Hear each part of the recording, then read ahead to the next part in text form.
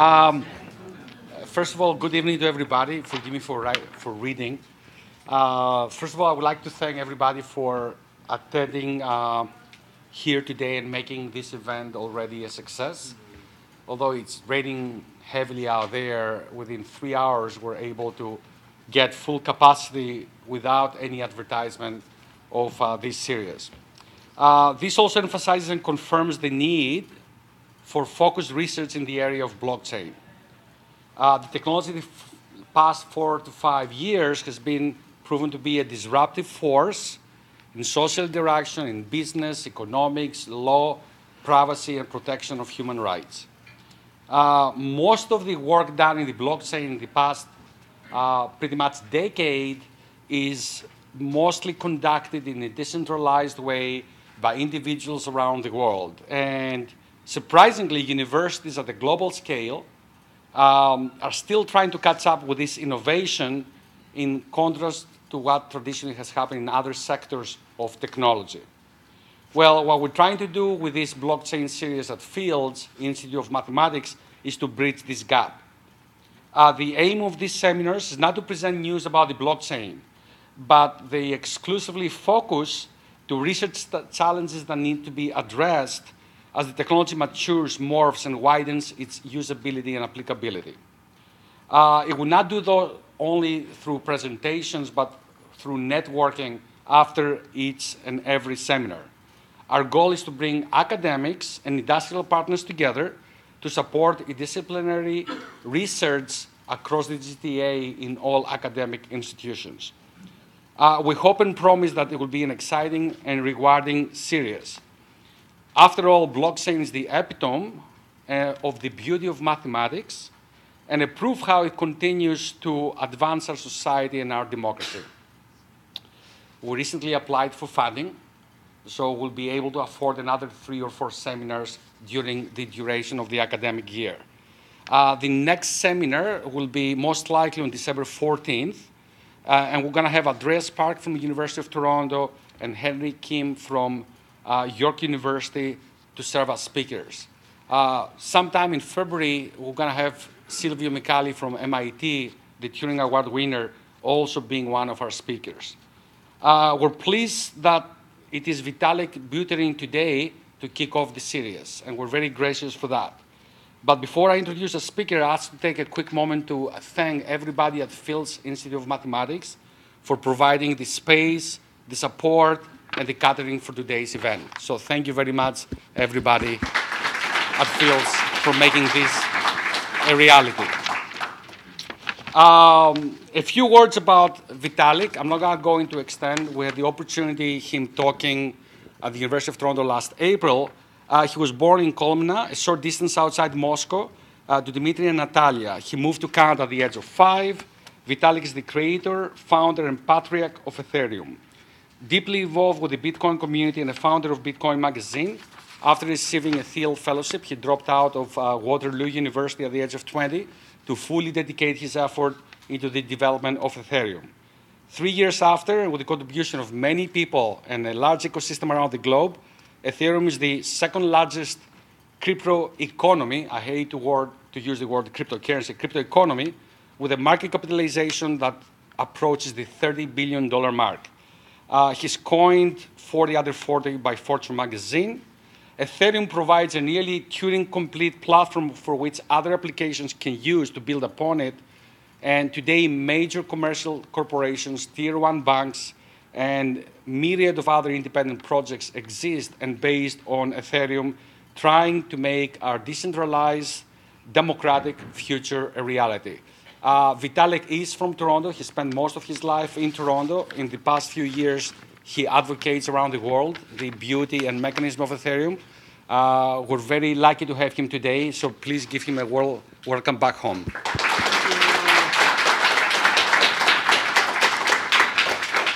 Yeah, so today I wanted to, divert a bit from just giving a kind of boring general introduction to Ethereum talk, as I very often end up doing, and start off with a bit of that, but focus much more on one particular area of designing blockchain and Ethereum applications, and that is the interplay between Ethereum and blockchain technologies in general, and privacy.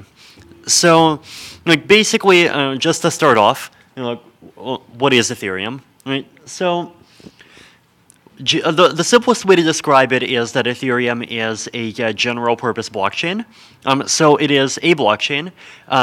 It's a decentralized computer network that keeps track of information in the same way as systems like Bitcoin, in the same way as systems like Namecoin. It's a decentralized network that executes transactions. But the main distinguishing feature between Ethereum and other systems is that Ethereum has a built-in general-purpose quasi-Turing complete programming language, which basically lets you run any kind of code on the blockchain. So, just you have blocks, and you also have code, right? So, code on Ethereum can do much more than code on other similar platforms. The general idea behind Ethereum, once again, is that instead of just keeping track of money or just keeping track of any one kind of application, it basically tries to use this kind of paradigm of what are called contracts in Ethereum, so borrowing from Nick Szabo's term, a smart contract from about 25 years ago, in order to represent potentially arbitrary kinds of application state. So basically, the Ethereum blockchain keeps track of a set of accounts, and for each account, it keeps track of a bunch of information. The first two are kind of fairly technical for this use case, not too important, but the last two are fairly important. Every account has a piece of code, and code is immutable, and code is a program, and every account has storage. And storage is mutable, and storage represents information that the program can keep track of and manipulate. So you can think of Ethereum as being a platform that basically simulates a large collection of very low-powered but autonomous agents, where each agent represents basically the rules of some application. These agents' code and execution is fully transparent, which is in some cases a bad thing, as I'll gets to later, but in some cases it's a very good thing. And it's also fully transparent, verified by a very large number of computers across the entire network, and it can be used. These autonomous agents can interact with each other, so you can have applications on the Ethereum blockchain that are talking to each other, and this could be used across a very wide variety of use cases, right? So you could imagine a computer program where this computer program basically, in itself, represents the account balances of a digital token. And so the computer program would have inside of the program first of all, a function, and the function would just be called send. And the code of the function would say, check in my storage, so check in my existing database, does the value at this particular key representing the sender account have enough money? If not, then quit, do nothing, and if yes, then transfer the money to some other account. So, I mean, that's just one simple example, but you could potentially imagine these smart contracts being used to represent fairly complex application logic. So one example here is just a fairly simple 2 of 3 escrow system. And so basically this is a contract which can actually hold Ether. So Ether is a kind of native cryptocurrency that exists inside of Ethereum. And based on some conditions, it can accept Ether, and under certain circumstances, it can send Ether. So there's an arbitrator. He has the right to either refund money to the buyer or forward it to the seller, or the buyer can forward money to the seller, or the seller can refund money to the buyer. And all of these different conditions are expressed in code that would get executed by basically every node that is verifying any transaction that represents an operation in the system that interacts with this application. So That's just a kind of a bit of a taste into what kinds of things Ethereum does. In general, you can think of it as a platform for implementing various different kinds of mechanisms that are executed in a transparent way, that are executed in a way that is highly reliable and verified by a large number of nodes, that is censorship resistant, that is very open and accessible, and anyone can build and interact with these mechanisms. And these mechanisms can represent potentially very many different kinds of applications. So another important property, and a very interesting one, is that these mechanisms that are executed on Ethereum can directly control money. Right, so money itself is basically just an application that runs on Ethereum. So on top of Ethereum, there's a base token called Ether, and applications like smart contracts can control Ether, and they can automatically pass Ether around under certain conditions. And if you want, you can also issue your own token on top of Ethereum as an application, and applications can interact with this token much like they interact with Ether. So these are some of the cool things that you can do on top of the platform. But one of the really nice kind of outcomes of the fact that Ethereum is quasi-Turing complete, so basically it lets you do anything that can be computed, is that it's also a very nice platform for experimenting with many different kinds of forms of new cryptography. So this is also going to be part of what I'll talk about for the rest of the talk. So, in general, right, what are blockchains good at? They're good at ensuring that some particular application state, so if, for example, you issue some token on Ethereum, the application state might be how many coins does everyone have at some particular point in time. So ensuring that the application state is valid. So ensuring that the current application state actually is the result of executing some series of transactions that actually were signed by their supposed senders. Transparency of process. So not only do we know what the current application state is, we also know how it got there. And irreversibility. So basically, once a transaction gets committed, and once the effects of the transaction are committed, you can't go back. Right? So you can't revert the transaction, and you can't just make the transaction disappear. Once it's finalized, it's finalized.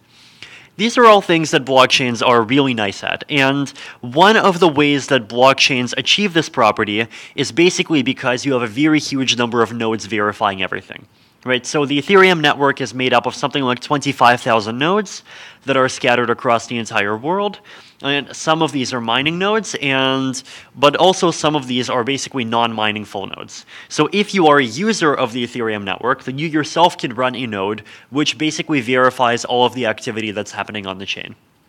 So the fact that basically you have 25,000 policemen watching over every single operation gives you very, very high security. But this has a cost. Blockchains are less good at, number one, scalability, number two, privacy. Both of these are very, very interesting topics, and if I was asked to give a presentation about scalability, I could probably talk pretty much all the way until my mouth gets sore, and then drink some water and talk even more. But for the interest of saving time, I'm going to focus specifically on the second problem, so the problem of privacy. So a blockchain, including Bitcoin, including Namecoin, including Dogecoin, including Ethereum, is a fully public ledger. It's a system where anyone can see any transaction which gets published to the blockchain, and anyone can see the effect of any transaction that gets published to any application state that's being recorded inside of Ethereum. So in this particular case, this is a transaction that's going to the Ethereum Foundation multisig wallet. So this is a contract that stores the Ethereum Foundation's money. And the contract has a 4 of 7 policy, so there's 7 keys. And if you have 4 of these keys, then you can authorize a withdrawal. So in this case, there's a transaction that was sent, and this transaction is the one that actually does authorize a withdrawal. And you can see it has an effect that 1,000 Ether gets moved from the Foundation accounts to another account. So basically anything that you do on the Ethereum blockchain, which is, is a completely public operation. This is in some cases good. So the transparency helps guarantee integrity of process, and very often transparency of specific parts of the process or transparency of specific outputs of process execution is highly desired. One simple example. Let's say you want to create a voting system on the blockchain. Let's say you decide that you want to just move all of your voting onto the internet because you decide that if you do it this way, then especially if you do it on a blockchain, it'll be very easy to see. First of all, it'll be very easy for any individual to verify that their vote was counted, and it will be very easy for everyone to see that if you actually take the results of all the votes together, that the outcome is what what the person running the election says it is. So, and theoretically, you don't really kind of need to even have a person kind of running the election, so to speak, with the exception of basically needing someone to act as an identity oracle to say which cryptographic keys can and can't vote. So, transparency is, for many purposes, a very good thing, and there are plenty of use cases for this. Voting, charitable organizations might want to voluntarily open up their flow of funds. Government organizations might want to do the same thing. So an actual use case I've talked to at least 3 governments about is basically this idea that you can use a state-issued cryptocurrency that would exist only inside of the government, basically in order to track all payments going from payments that occur inside of the government, going from tax collection all the way up until the point where the government makes expenditures. Fun signaling theory fact: when someone says at least 3, they usually mean 3. So, transparency has good things about it. What's not good about transparency? If you know someone's address, then you can pretty much track how they spend their money.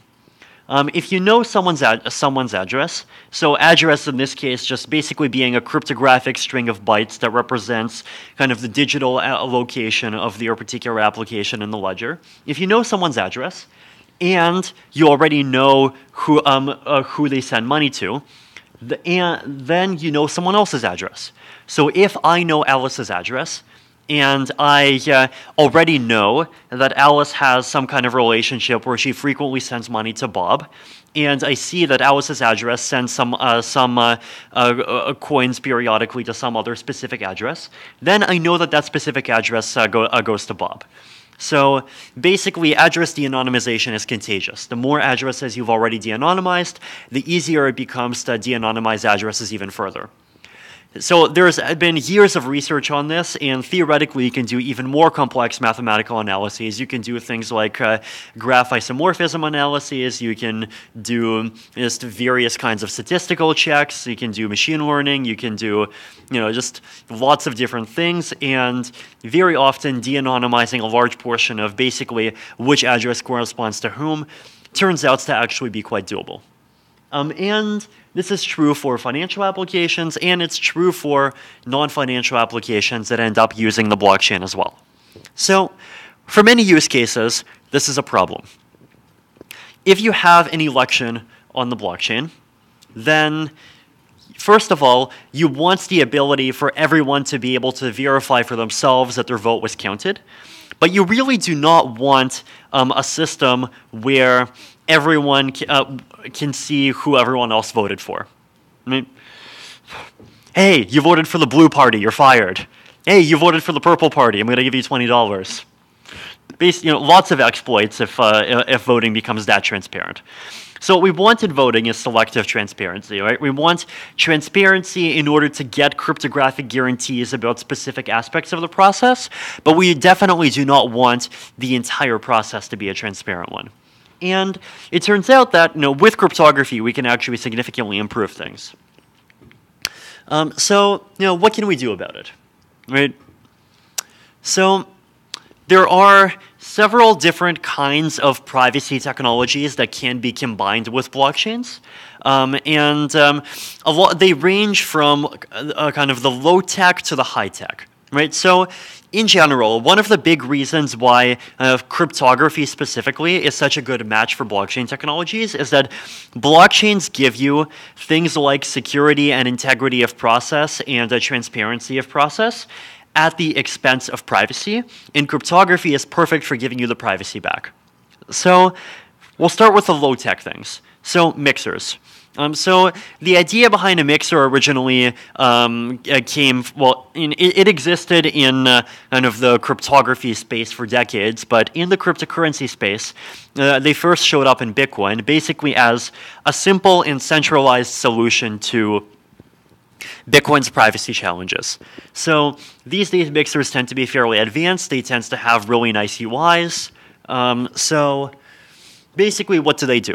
Right? So this diagram should hopefully explain most of it. You have a bunch of guys. Each of those guys sends 1 Bitcoin to Bob. Then while sending their 1 Bitcoin to Bob, each of those guys specifies what their preferred destination address is. Bob takes the Bitcoins, and Bob refunds the Bitcoins to the destination addresses. Now, what do you get here? Well, if you throw a Bitcoin in, then you get a Bitcoin out to an address that basically the public in general does not know about. So the link between the input and the output is broken. It's not public. It's not recorded on the blockchain. And so this gives you a privacy gain. But security properties. Mixers have strong privacy if you trust Bob. So if Bob over here is actually collaborating with the FBI, or if Bob is collaborating with the Blue Party, or if Bob is collaborating with whoever you want to protect your privacy from, or if Bob just happens to be as incompetent as Equifax and get hacked, then you have a problem. Second, you keep your money if you trust Bob. So if Bob is as incompetent as Equifax, then it may well be the case that the hackers won't even bother with just revealing the links. They'll just take all the money. They'll just basically just wait for really big rounds to go through the mixer, and they'll just take all the coins for themselves. So basically these are kind of the 2 security limitations, right? And the third one is that it requires ongoing use in order to maintain privacy. So can we go beyond just trusting a central authority? Now, in some ways, you could even describe the entire science of cryptography, or possibly the entire mathematics of cryptography, as being an attempt to achieve outcomes similar to what can be achieved by an ideal, perfectly trustworthy central third party without requiring that central third party to be there. Or possibly requiring a third party to be there, but requiring less trust in that third party than was required before. So, can we do better? And it turns out that we can. So, first of all, another kind of still fairly low-tech, but somewhat higher-tech form of privacy preservation on blockchains is a technology a general category of technology that I call interactive security. And this includes payment channels, state channels, Lightning Network, Write-in, Plasma, just basically everything that exists in that category.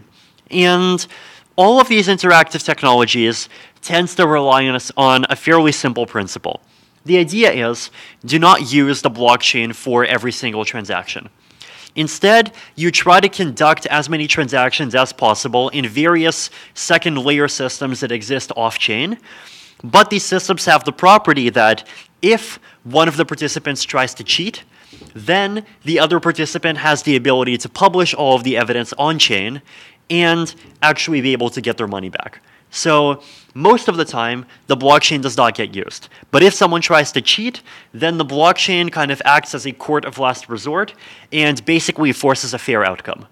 Now, because the blockchain exists to force a fair outcome if someone tries to cheat, there is no incentive to cheat, and so most of the time, the system works very efficiently.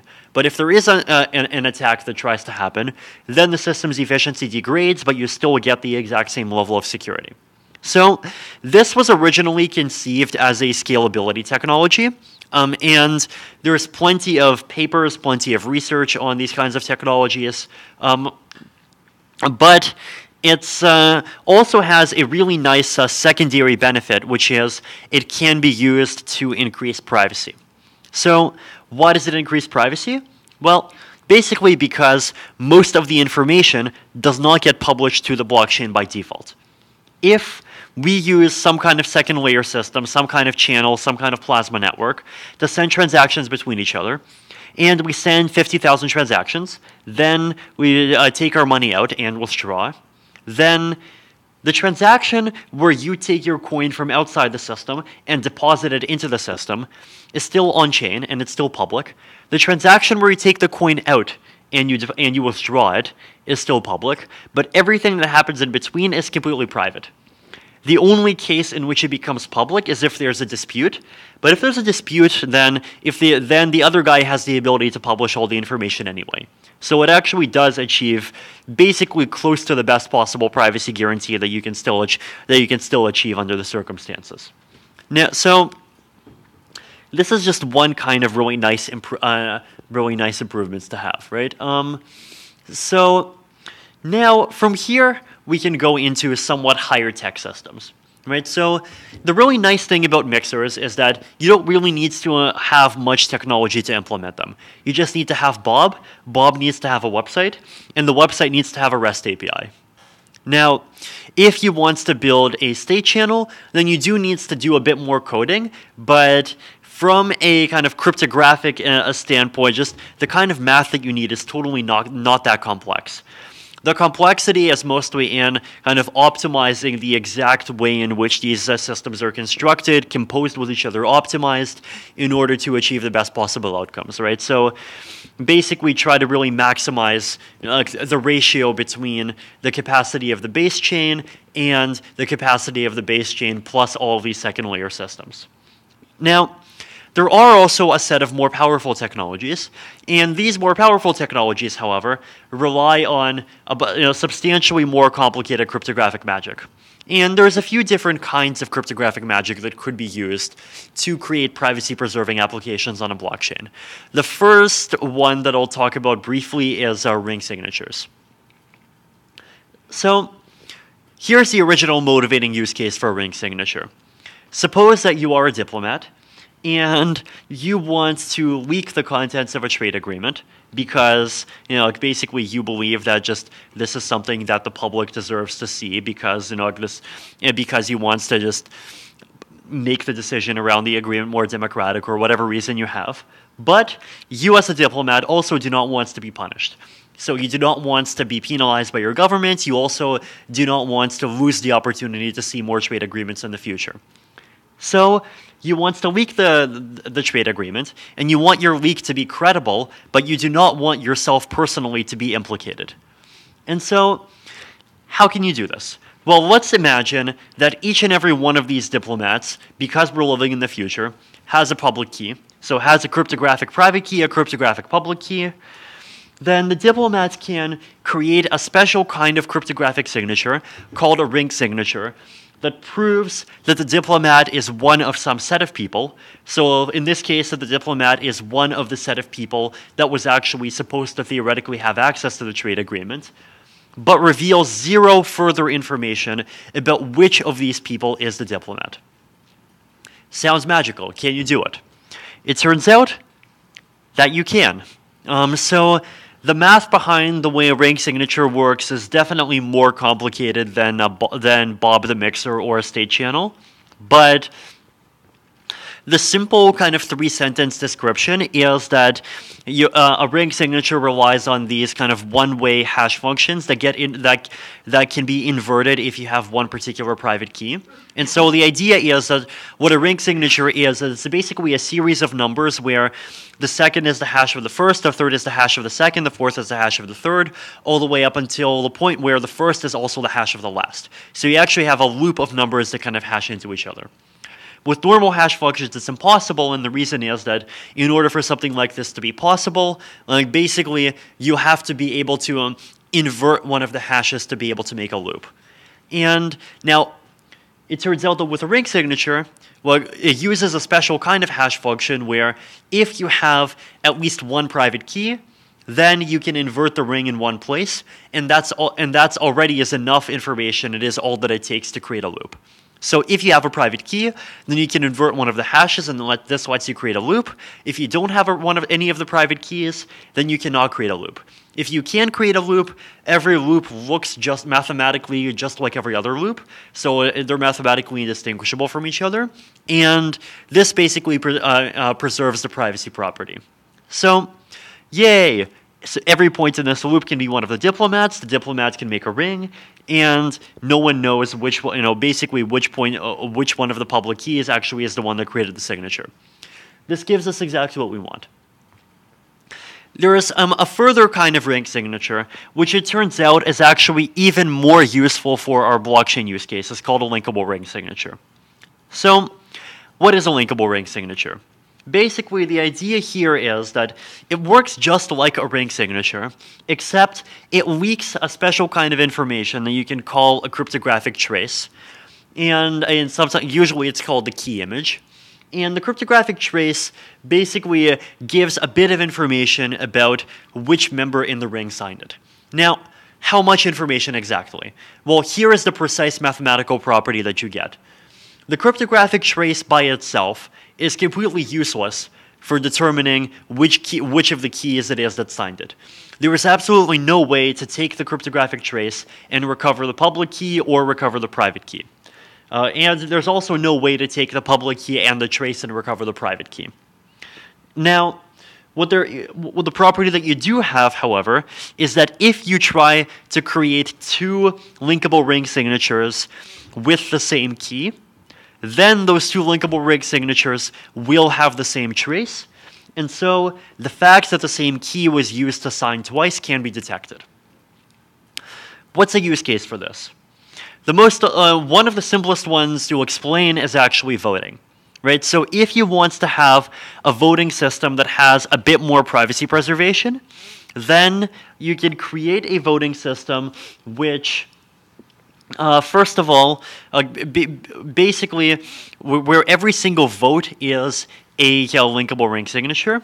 So instead of just voting in the most naive way where you just digitally sign a message, you would make a linkable ring signatures containing yourself and a bunch of voters. This has the property that, number one, because it's a ring signature, people can verify that the signature actually was made by someone who is in the set of eligible voters. Number two, if it's published in the blockchain, then you as a voter can verify that your vote was included. And number three, it's anonymous because you don't know no one else knows which specific member of the ring signed it. And number four, it's because it's linkable, you still have the property that a person cannot vote twice. If a person votes twice, then their two signatures will have the same trace, and the second one will be rejected. So this is just one example of how you can combine together the transparency, process integrity, and process transparency and safety properties of a blockchain with the privacy properties of cryptographic algorithms to create systems that have some of the benefits of both. You can also use this for better mixers. So we can take Bob here, and we could put Bob out of business. And instead of having Bob in the middle, we just have cryptographic magic in the middle. Yay, technological unemployment. So, what do you get from cryptographic magic? Well, first of all, Bob does not have the ability to steal money because Bob is now just a smart contract. Bob is just a program running on the blockchain, right? And the second thing that you get is, well, you actually get a system that properly preserves privacy because because Bob is a smart contract, and so there is no central party who has the ability to basically betray you and give all your money to the blue party. Or rather, tell the blue party who you voted for, or tell the blue party who you sent your money to. So, this is nice. Here is another interesting use case of ring signatures combined together with blockchains. Identity oracles. So, the general use case is this. Basically, imagine person P proves to entity X that they are a unique human. So this could be done with cell phone verification. It could be some passport verification system. It could be even a video call. It could be whatever mechanism. And they might also prove some other things. They might want to prove that they are a citizen of country Y, that they are not a citizen of country Z. You might, for legal reasons, you might want to prove that you're not a citizen of North Korea, Iran, Saudi Arabia, or the state of New York, among other things. Right? So then, let's say person P did this, proved all of this to entity X. Entity X adds P to an on-chain whitelist, so to a whitelist that exists on the blockchain. This whitelist can then be used by third-party blockchain applications and smart contracts that require this notion of identity verification. So, for example, you might want to offer on the blockchain some regulated financial service that requires you to not allow this service to people of some particular country. There's also various kinds of mechanisms that require a notion of Sybil resistance. So there's various kinds of mechanisms that require the property that one person should only be able to have one account. So one example of this is something like quadratic voting, where basically the idea is that you can vote n times by paying n squared dollars, and this has a whole bunch of very cool reasons why it's optimal for various cases. But if you have this kind of system and you can just split your vote among n accounts, then you can basically multiply the effect of your vote by a factor of n for free. So for this kind of loophole not to exist, well, you want to have some kind of one account per person system. So identity oracles can basically be a kind of centralized solution, or possibly you can aggregate different identity oracles together, make it partially decentralized as a way of solving these kinds of problems. So regulatory compliance, excluding individuals from specific countries, limiting the amount per person. So maybe you are just ideologically egalitarian and you want to build a system that does something like a free airdrop where you give $50 of some token to every person who wants to claim it. Maybe you want to make a voting system and give one vote to every person. And a Sybil resistance. So quadratic voting, potentially making things like online polls more secure, resistance to Sybil attacks. The problem with this is basically that these identity oracles do not have a good notion of privacy, right? So if you go to Bob and you prove your identity to Bob, and Bob puts you on a whitelist, Bob then knows every single thing that you do with that identity. Can we, once again, technological unemployment? Well, actually, no. In this case, Bob gets to still be employed. But can we at least deny Bob the ability to see every single thing that you specifically do? Right? So can we reduce Bob's power a bit? The answer is that we can. And one simple way that we do this is, once again, basically by taking this identity whitelist and shoving it through a rank signature mixer. Person P proves to entity X that they are a blah, blah, blah. Entity X adds P to an on-chain whitelist W. Then person P publishes a linkable ring signature on the blockchain proving membership in W.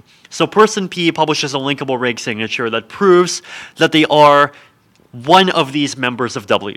Not saying which one, but it's a linkable signature, so you can't do it twice. A smart contract on the blockchain verifies this signature, and the smart contract administers a whitelist W prime, where basically the W prime is a whitelist, and in fact, if everyone participates, W prime has, in terms of identity, is the exact same membership as W, but the link between the two is broken.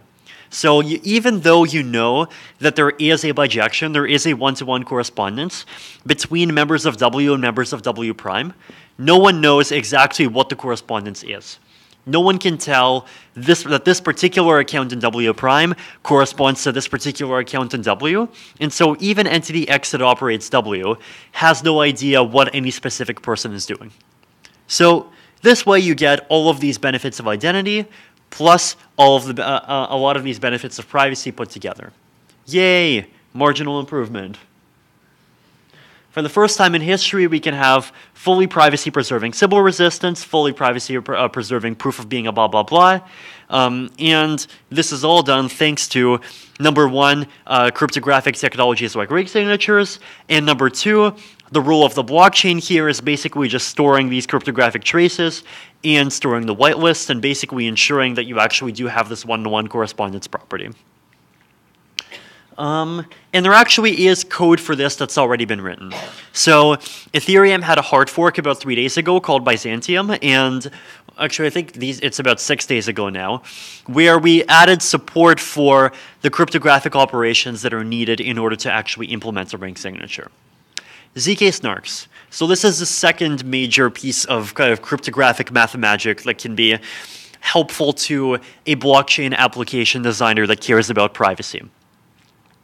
ZK snarks, in the most general sense, do this. It's a proof that you know some number x which satisfies f of x equals y. So f and y are public. So this is public, this is public. X can have secret parts, it can have public parts. If you want, you can make x fully public. If you want, you can make x fully private. And if you want, you can show part of x and hide part of x. The size of this cryptographic proof is 288 bytes. No matter how big x is, no matter how big y is, no matter how complex f is, the size of one of these proofs is only 288 bytes. It's constant size. And the proof can be verified in constant time, even if the function f takes hours to execute. Now there is, and again, prover-side overhead with a large constant factor, so expect making a proof of f to take thousands of times more than just computing f by yourself. But the upside is, if you compute it once, then verification is basically instant. Or at least it's close to instant. If you want to learn more about the gory math of how this works, I wrote a bunch of blog posts about it. It's fairly complex, but I'd encourage people who are interested to learn about it. So basically, what exactly does this mean to a layperson, right? So what does this mean, like x, y, f? Like basically, what does this actually give you? Well, basically, you can think of it. Here's just one simple a kind of layman explanation of what zero knowledge proving f of x equals y gives you.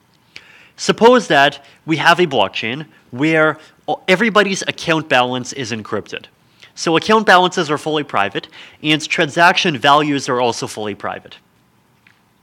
Suppose that I then wants to create a system where, despite all of this encryption, transactions can still be verified. How do I do this? Well, a transaction would probably have a few different, maybe 5 parts to it. It would say, before I had this number of coins, and the number of coins is encrypted. Before the recipient had this number of coins, I sent this number of coins. After I have this number of coins, and after the recipient has this number of coins. All 5 of these values can be encrypted. And what you can do with a zero-knowledge proof is you can say, well, x over here is a bunch of encrypted data. What f is going to do is f is going to be a function which takes all of these values, decrypts them. So we include the private key in x, but we make the private key be one of the secret parts of x. So f is basically just a function that verifies that all of these numbers match up with each other. So f is a verifier that says, if you decrypt this transaction and you check whether or not this transaction is valid, then the result will be yes. So in this case, basically you could say 1 representing yes. So basically zero-knowledge proofs let you prove that an encrypted transaction is valid without revealing any of the details about what the specific numbers in the transaction are. Theoretically, you can use zero-knowledge proofs to do something that's very similar to a ring signature in certain ways, right? So basically, if you want, you could actually replicate all of the same math as a ring signature, and you could just do it with zero knowledge proofs. So you can make the trace be the hash of your key, you can sign something which is the hash of your key with something else, and you can verify that, like basically this particular transaction actually was made with one of these keys. And by the way, this is the trace of one of these keys, but I'm not going to tell you which one. So these are all things that can be done with ZK snarks, right? ZK snarks are this kind of technology which is a superset of basically a whole bunch of cryptography put together. Now, the benefit that you get is an extreme level of generality. The cost that you have to pay is that these proofs are slow to generate and they're slower to verify. So, use cases, basically you can do things like proving integrity of process. So you can prove that that the current application state actually is one that was reached through a set of valid operations.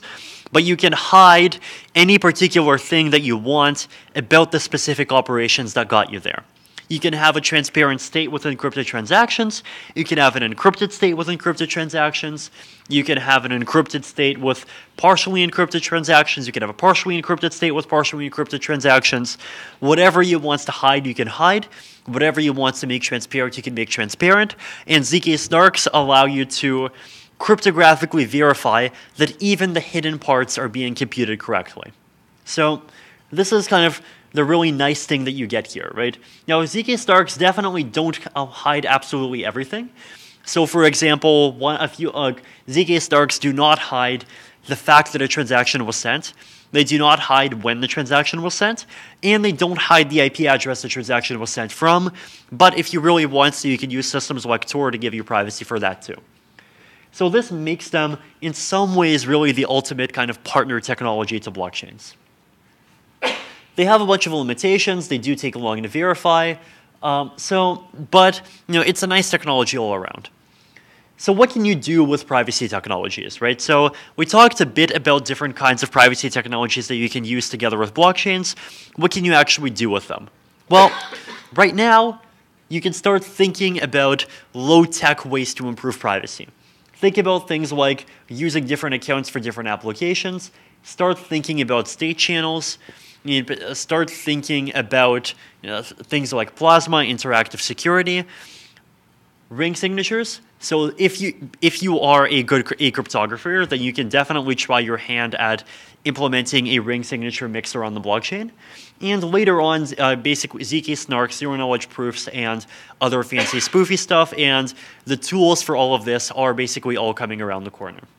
So, basically, blockchains are an open platform. So if any of you want to start experimenting or playing with any of this stuff, then you're definitely very highly welcome to. And I think just in general, it's especially with some of the features that we've added with the recent hard fork in Byzantium, it really does give you this kind of playground of just all of the basic mathematical building blocks that you need to build a lot of these systems. You have big number arithmetic, you have elliptic curve addition, elliptic curve multiplication, elliptic curve pairings, and you have hashes, you have signatures, basically already just enough stuff to create, enough tools in the toolbox to create potentially just a very, very large set of cryptographic protocols.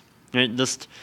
The one thing you want to keep in mind, of course, is that the blockchain itself is still a transparent public ledger, and so the blockchain itself can't keep secrets.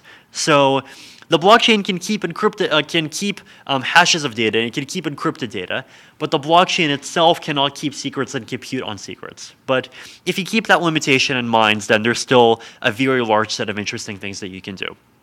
Thank you.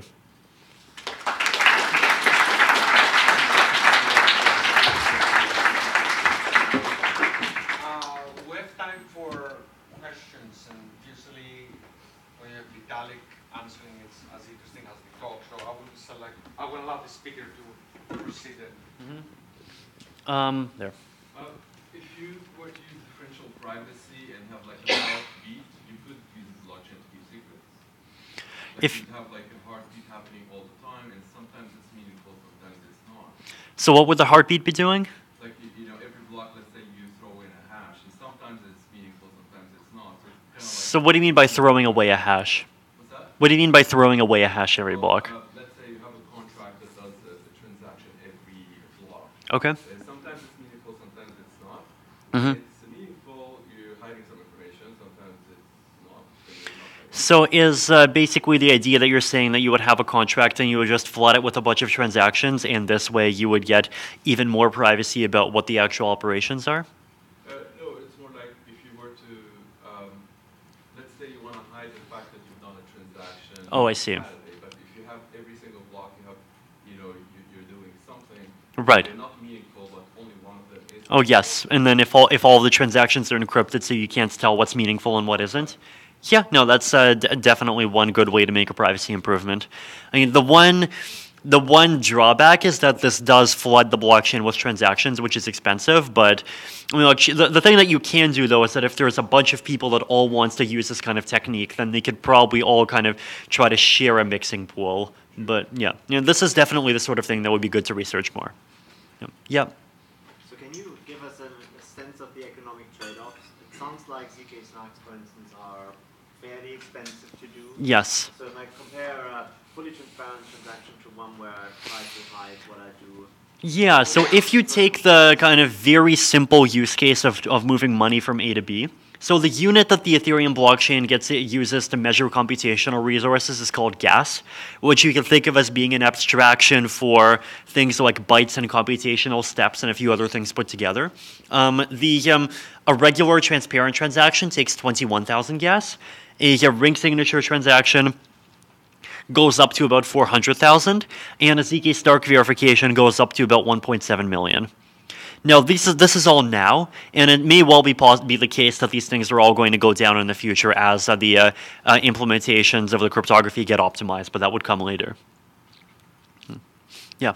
And how would the computational cost of ZK snarks compare to doing like homomorphic encryption and just actually operating on the encrypted data? Like, what is the magnitude? Yeah, so it's in general, I think ZK snarks are definitely still much cheaper than homomorphic encryption. Like basically all of these kind of technologies that do cryptography over general purpose circuits all do things like compiling everything down to arithmetic circuits, and then if you have comparisons, compiling it all the way down to Boolean, and then for every single one of these operations you have to do a hash, an elliptic curve operation, or like something like an FFT. So it gets very expensive for all of them. But ZK snarks are these days, like my opinion is that they are close to as efficient as you could get given these constraints. But as far as practical examples go, I think verifying a ZK snark proof in Zcash takes these days, creating a proof takes something like 5 seconds, and verifying one takes maybe 5 milliseconds in like an optimized C implementation, and maybe 50 milliseconds in Go. Yeah.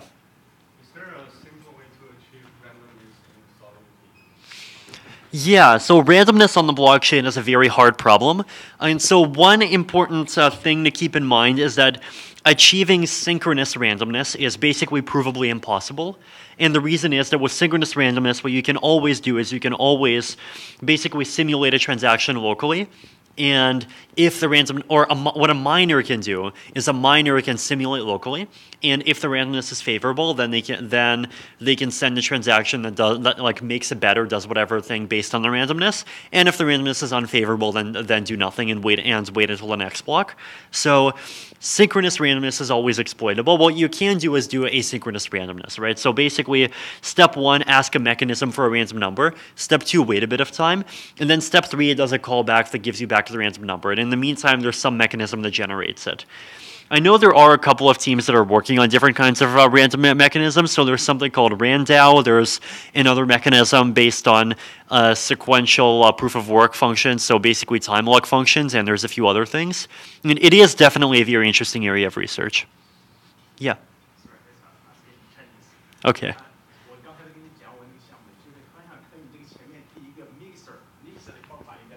Mm-hmm.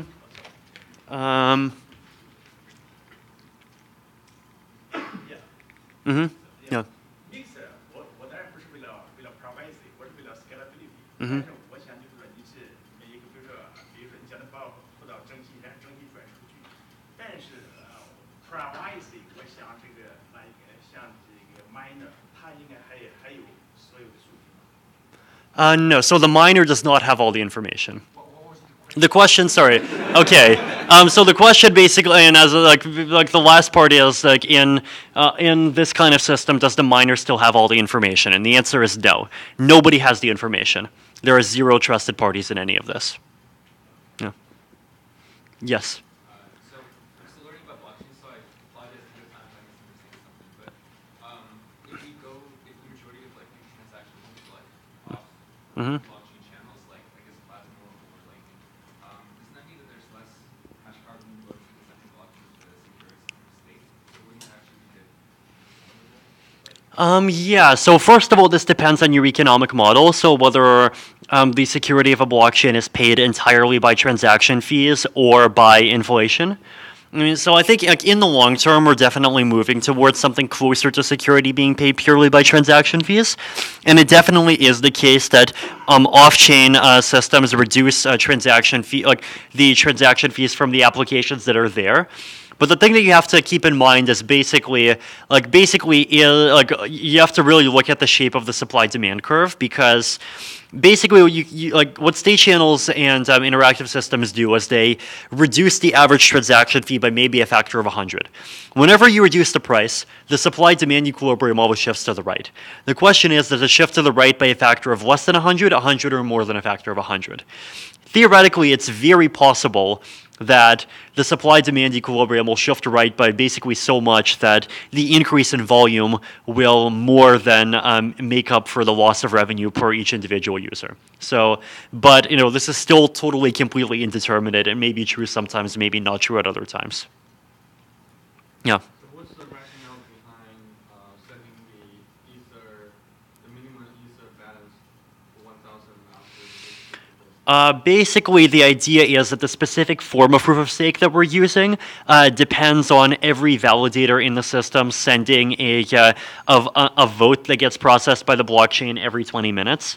And so, if there were if the requirement for Ether was much lower, then the number of validators would be very high, and this would impose a very high overhead on running the blockchain. And so, we are just trying to minimize this. That's it. Yes. So you said before that most of the transactions, that you're moving to a state where most of the rewards come from transaction fees as opposed to inflation. Yes. But from an economic perspective, that means basically you're taxing the people who want to make a transaction, which we generally believe is Yeah. inflation, whereas when we think about everybody has an interest in the integrity of the chain, so inflation meaning taxing everybody. Right. So the way that I think about this is that the first question, right, is that are the transaction fees that would exist naturally in a kind of just an unrestricted environment be enough to pay for security? Yes or no? If the answer is yes, then great, and we just don't need inflation. If the answer is no, then that means that we need more revenue to fund security. And there's two ways to do this. One of them is to restrict supply in order to artificially drive up transaction fees, and the other is to increase inflation. And you can do some economic analysis, and basically you can economically prove that just because deadweight loss is pretty much always quadratic, the optimum is to do some of both, right? So, but the general instinct though is that you actually do want if you have to do that, then you do want a substantial portion of the extra revenue to actually come from inflation instead of coming from transaction fees. That said, that particular model assumes that using the base cryptocurrency as a store of value is one of the primary use cases of the blockchain. But if you have a system where it's much less about the store of value and it's more about the applications, then the optimum does shift toward a bit more transaction fees and a bit less inflation. So it does depend on the use case, and actually figuring out the optimum probably is a hard econometrics problem. Yeah. Yes. One question about the other part that you didn't speak. What's the technology update about scalability efforts and in particular proof of stake implementation? Yeah, so for proof of stake implementation, actually, I think the easiest thing would be to just go here. And I can just show a few links. But basically, we have had some very substantial progress, particularly on the proof of stake paper. So we've been working on a Casper paper over the last few months, and ETH research. You can go over here. And then this is RC1, but there's going to be a later version. So this is the paper for Casper, the friendly finality gadget, which is the hybrid proof of stake consensus that we're trying to incorporate. So basically, you can see how it describes the basic mechanism. It describes some of the safety proofs. Let's see if I can actually find the safety proof in a kind of nice pictographic form. There we go.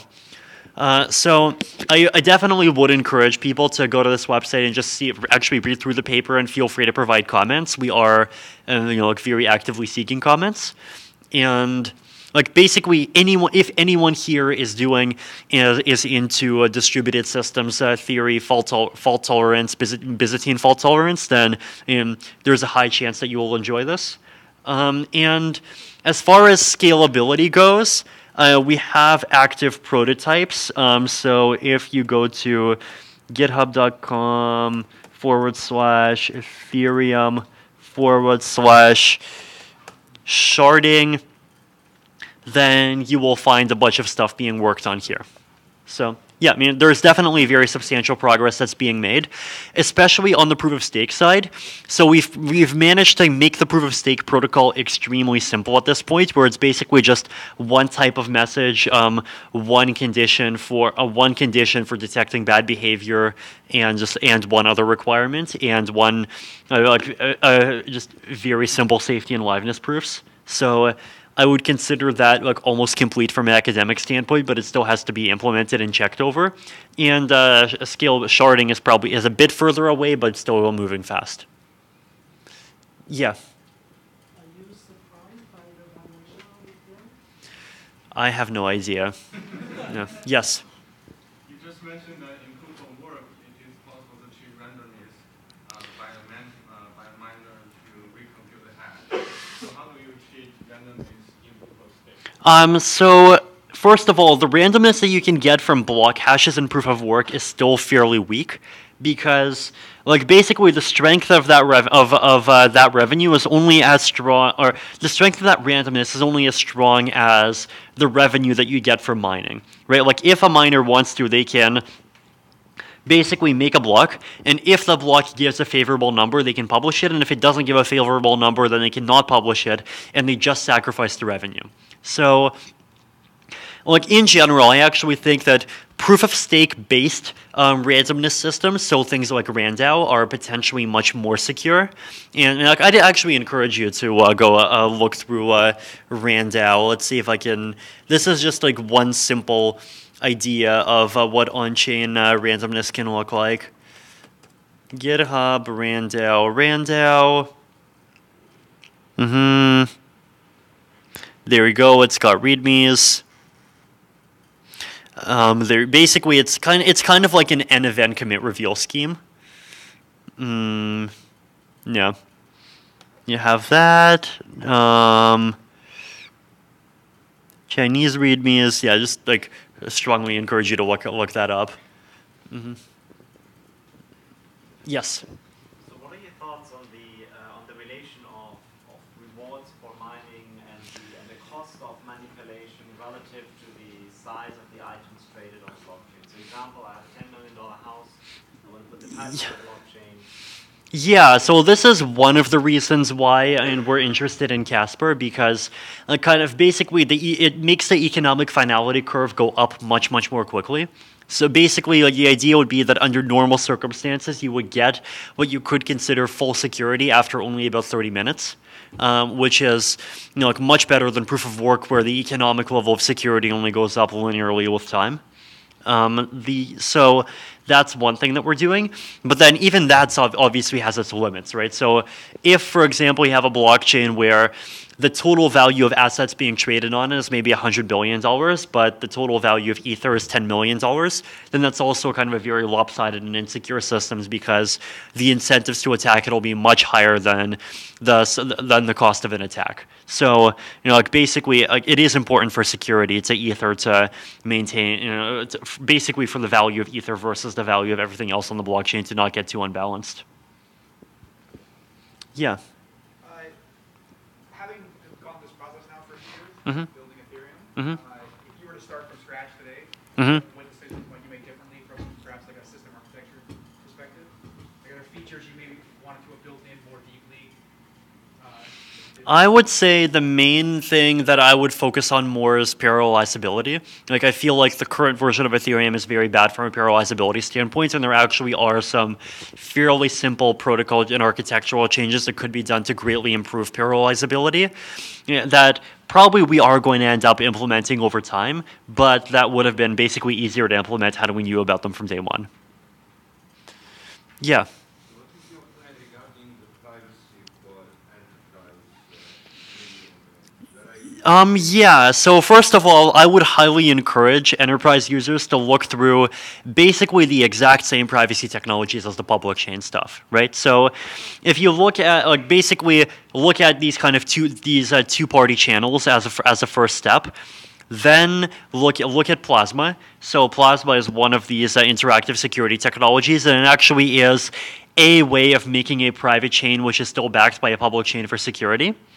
Then look at zero-knowledge proofs and rank signatures. I know Quorum, which is JP Morgan's Ethereum-based consortium ledger, is already working with the Zcash team on incorporating the I think ZSL, which is one particular implementation of basically smart contracts that compile down to ZK Stark verification.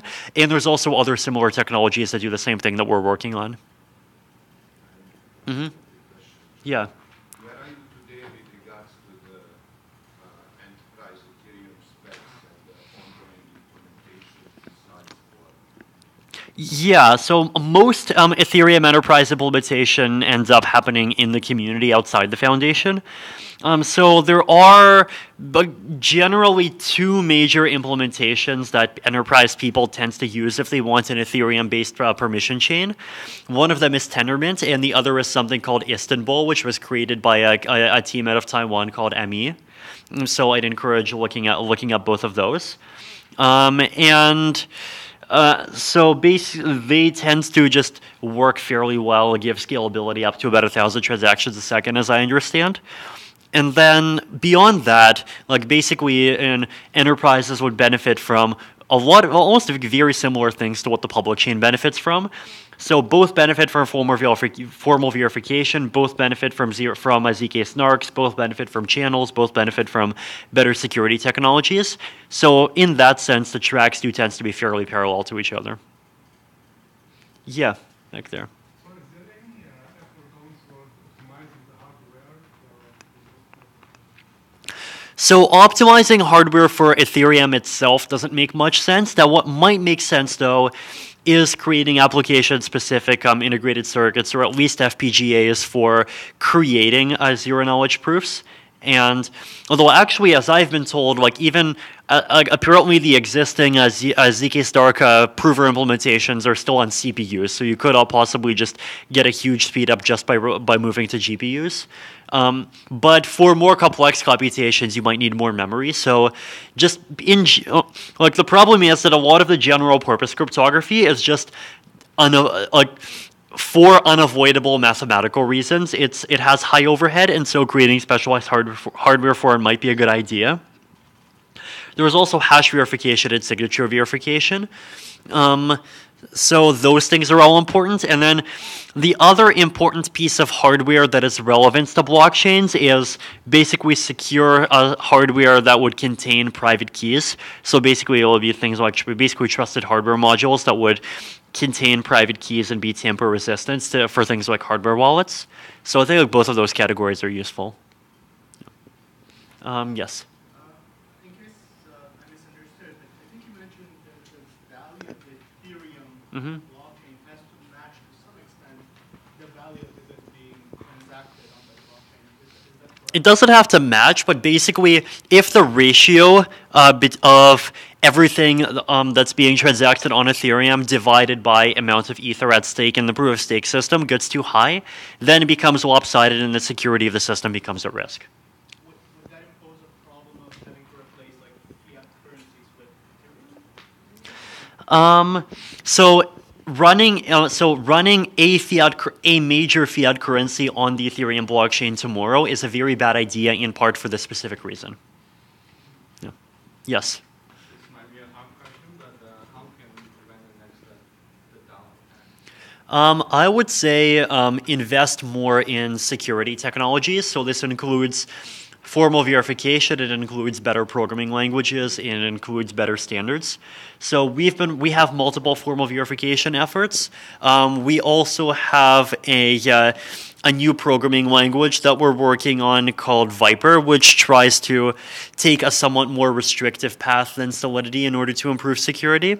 And there's actually a team that's looking to formally verify it. So this is another thing that we're looking to do. And there's formal verification happening for Solidity, and there's a couple of other languages as well. And aside from that, there's just simple best practices stuff like not shoving $100 million into an untested contract without doing a lot of work before to make sure that it's good. Yeah. Okay. How many? Maybe one more. One more question. Yeah, you're the lucky guy. Yeah, so in that context, I mean, why, I didn't understand why there is like normal compilers for normal Mm-hmm. C++. Something that's really for Yeah, so there's a couple of reasons why regular languages are, in my view, completely unsuitable for smart contracts. One of them is that for smart contracts on a blockchain, you want the output to have as small a size as possible. And C programs, even just a really basic dumb C program, has about 4 kilobytes of junk in it. So they're just not designed for this use case where every single byte is precious. Another thing is that smart contract code needs to be fully deterministic. A third thing is that there are a bunch of small design decisions that are important to make that are different when in a smart contract versus regular programming, basically because smart contracts needs to care much more about security, and smart contracts needs to care more about basically making it hard to write misleading code. So there's a bunch of really stupid stuff that you can do in C++, around pointer arithmetic, overflows, just macros, just general craziness that is, in my opinion, just totally unsuitable for writing smart contracts. And so making a new language from the start that forbids those kinds of things and that forces you into patterns that are safer is probably a good thing. So I want to remind everybody there's a reception outside where you can meet us here. This country provider.